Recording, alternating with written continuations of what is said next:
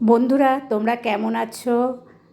আর তোমাদের সঙ্গে বলি, ভিডিওটা তোমরা সবটা দেখো, তার জন্য তোমাদের অনুরোধ জানাচ্ছি। আজ আমি তোমাদের কাছে শেয়ার করব যে কোনো মাছ দিয়েই তোমরা সবজি দিয়ে, সমস্ত রকম সবজি দিয়ে এই গরমে এরকম পাতলা ঝোল করতে পারো। দেখো আমি কিভাবে করলাম। তেলাপিয়া মাছগুলো আমি কেটে নিয়ে ধুয়ে লবণ হলুদ মাখিয়ে নিয়েছি। আর এদিকে আমি সবজি নিয়েছি শাকের ডাঁটা, কুমড়ো, আলু, বেগুন আর 4-5টা কাঁচা লঙ্কা চিড়ে নিয়েছি। তোমরা তোমাদের পছন্দ অনুযায়ী সবজি নিয়ে নেবে। তেলটা দেখো গরম হয়ে গেছে। আমি মাছগুলো এবার ভেজে নিচ্ছি। মাছগুলো আমি একটু নাড়িয়ে দিয়ে উল্টে দেব। মাছগুলো উল্টে পাল্টে দিয়ে সব মাছগুলো আমি ভেজে নেব। দেখো বন্ধুরা, মাছগুলো আমার ভেজে নেওয়া হয়ে গেছে। এবার আমি এই তেলের মধ্যে ফোড়ন দিয়ে দেব একটু কালো জিরে, আর যে লঙ্কা চিড়ে রেখেছিলাম 4-5টা সেটা দিয়ে দেব। দিয়ে এটাকে একটু নাড়িয়ে দেব ভালো করে। দিয়ে এর মধ্যে আমি সমস্ত সবজিগুলো দিয়ে দেব। সবজিগুলো দিয়ে ভালো করে নেড়েচেড়ে একটু ভালো করে সবজিগুলোকে ভেজে নেব। দেখো আমি সবজিগুলো ভেজে নিয়েছি। এবার এর মধ্যে আমি দিয়ে দেব 1 চামচ জিরে গুঁড়ো, 1 চামচ ধনে গুঁড়ো, 1 চামচ হলুদ গুঁড়ো, কাশ্মীরি লঙ্কার গুঁড়ো 1 চামচ, কালার আসার জন্য আন্দাজ মতন লবণ আর একটু চিনি। তোমরা তোমাদের স্বাদ অনুযায়ী লবণ আর চিনিটা দেবে। মশলাগুলো আমি কড়াই দিয়ে দিলাম। দিয়ে মশলার পাত্রটা ধুয়ে একটু জল দিলাম। এবার আমি এটাকে ভালো করে কষে নেব। দেখো আমি ভালো করে কষে নিয়ে এর মধ্যে 4টে কাঁচা লঙ্কা দিয়ে দিলাম। এবার পরিমাণ মতন জল দিয়ে দিলাম।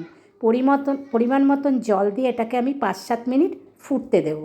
দেখো 5-7 মিনিট ফোটানোর পর আমি এর মধ্যে দিয়ে দেব ভেজে রাখা মাছগুলো। দিয়ে মাছগুলোকে ভালো করে ঝোলের সঙ্গে বেশ নাড়িয়ে চাড়িয়ে দেব। দিয়ে এটাকে আমি আবারও ঢেকে দিয়ে মিনিট 5 হতে দেব। দেখো মিনিট 5 পর ঝোলটা বেশ কমে এসেছে। এটাকে আমি আর ঢাকা দেব না। ঢাকা না দিয়ে আমি আর 2 মিনিট মতন ফুটিয়ে নেব। আলুটা সেদ্ধ হয়ে গেছে, সবজিগুলো সবই সেদ্ধ হয়ে গেছে। দেখো আর 2-1 মিনিট একটু ভালো করে এটাকে ফুটিয়ে নেব। দেখো ঝোলটা অনেকটা কমে এসছে এবং এরকমই ঝোলই আমি নামাবো, একদম ঠিকঠাক।